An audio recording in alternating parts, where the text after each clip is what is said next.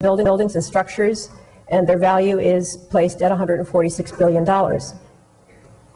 4,564 military facilities are located in the domestic United States.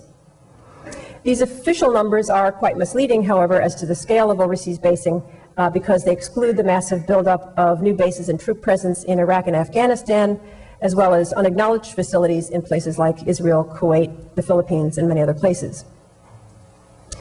$2 billion in military construction money has just been expended in only 3 years of the Iraq and Afghanistan wars. Just one facility in Iraq, Balad Air Base, houses 30,000 troops. Some of you in the audience may even have seen it already during your tour of duty. 10,000 contractors are housed there, and it extends across 16 square miles with an additional 12 square mile security perimeter. These facilities include sprawling army bases with airfields and McDonald's and high schools and small listening posts. They include artillery testing ranges and berthed aircraft carriers. While the bases are literally, they consist of barracks and weapons depots and staging areas for war making, they also include golf courses and basketball courts. And they are also, however, not just those physical facilities, but they're also political claims, I would argue. They are the spoils of war. They are, in some cases, arms sales showrooms, as the militaries of other countries who are allies of the United States see the military equipment of the U.S. On display in various ways. They're also toxic industrial sites. Obviously, there's a lot of attempt to control the toxic flows, but modern military operations of the U.S. or any country are massively industrial and can be quite toxic. Bases are also laboratories for cultural miscommunication, and they're collections of customers for local bars, shops, and prostitution.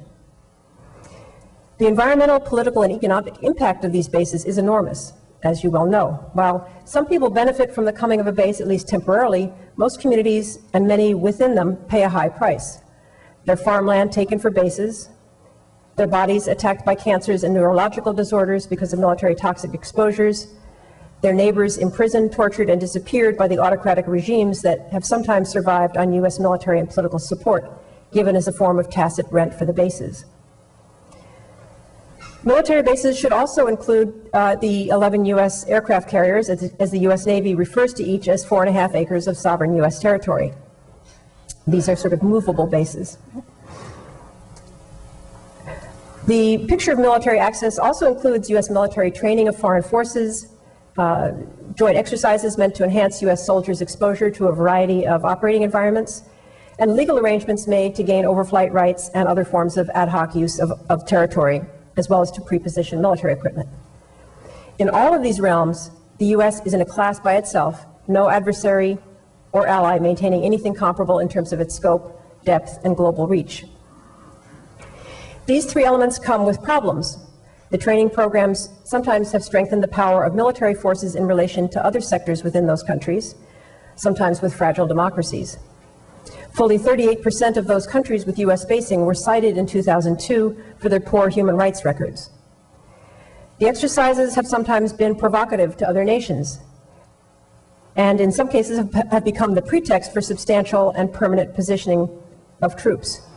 In recent years, for example, the United States has run approximately 20 exercises annually on Philippine soil.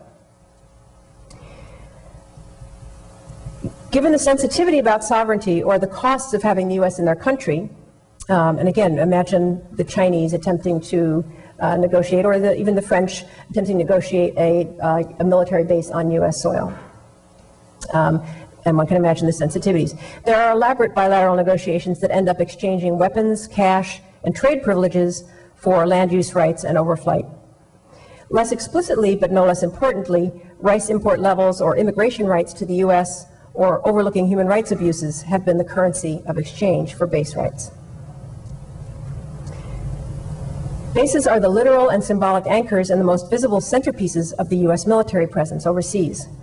To understand where those bases are and how they are being used is essential for understanding the United States' relationship with the rest of the world, the role of military coercion or the threat of coercion in it, and its political economic complexion.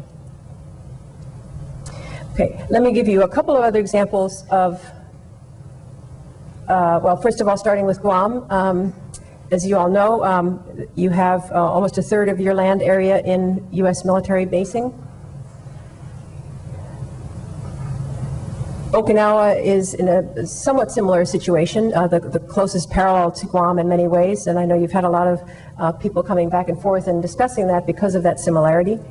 But areas in the domestic United States also have, of course, many military bases. North Carolina is considered one of the most military impacted of the states, but it, in fact, of course, it has, again, its impact is minuscule compared with Guam.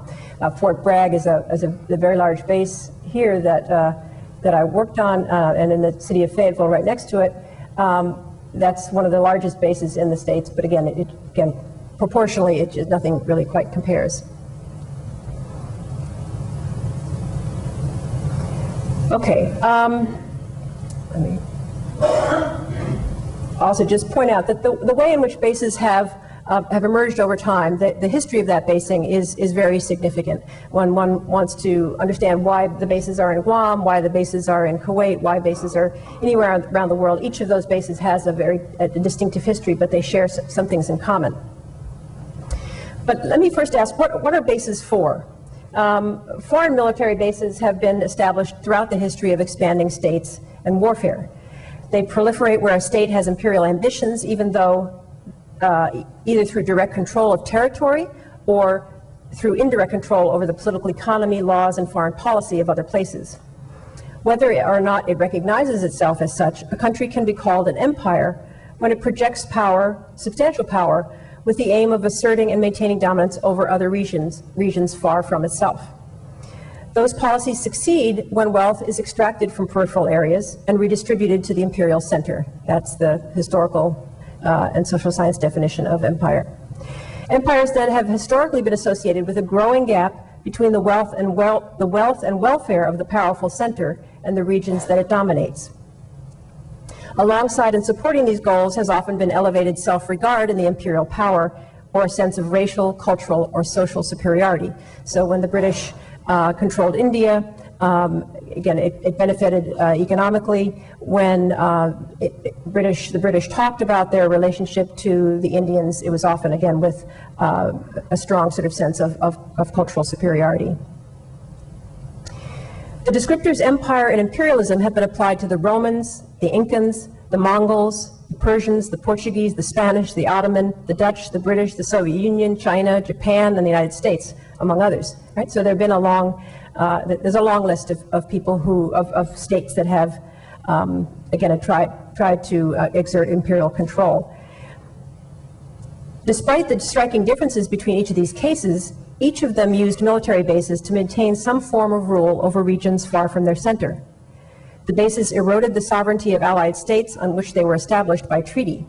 The Roman Empire, for example, was established not only by conquest, but also by taking her weaker but still sovereign neighbors under her wing and protecting them against her and their stronger neighbors. The most that Rome asked of them in terms of territory was a cessation here and there of a patch of ground for the plantation of a Roman base. What have military bases accomplished for these empires through history? Bases are usually presented above all as having rational, strategic purposes. The empire claims that they provide forward defense for the homeland, supply other nations with security, and facilitate the control of trade routes and resources.